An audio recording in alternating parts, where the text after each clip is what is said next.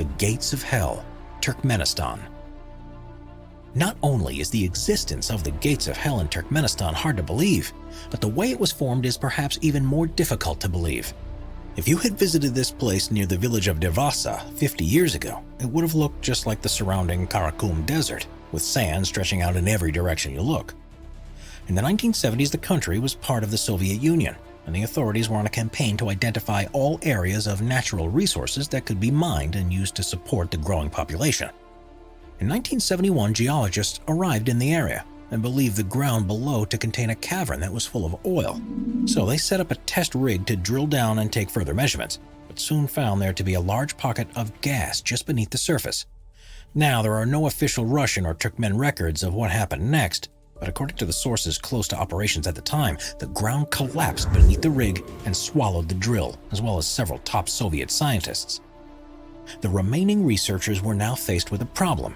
They could detect large quantities of methane being released from the hole they had just created, and believed this to be a possible health hazard. Their calculations suggested that the best way to deal with it was to burn the gas, and that it would run out within a few weeks. It was then decided to throw a grenade into the hole, and the Gates of Hell was born. Someone calculated it wrong, because since that day almost 50 years ago, the hole has continually burned.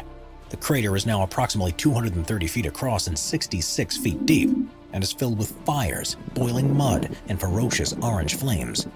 Plans have often been drafted to try and extinguish it for good, especially considering it sat above one of the largest natural gas deposits that are anywhere on Earth. But such is the scale of the problem that no one yet has found an adequate solution. Now it's one of the most popular tourist sites in the country and has become an area of biological research because of the organisms that have been found to be living in the center of the crater. It may perhaps burn out one day like the scientists in the 1970s thought it would, but based on current progress, it could be several more decades before it even seems to begin slowing down. Number 1. Caño Cristales, Colombia.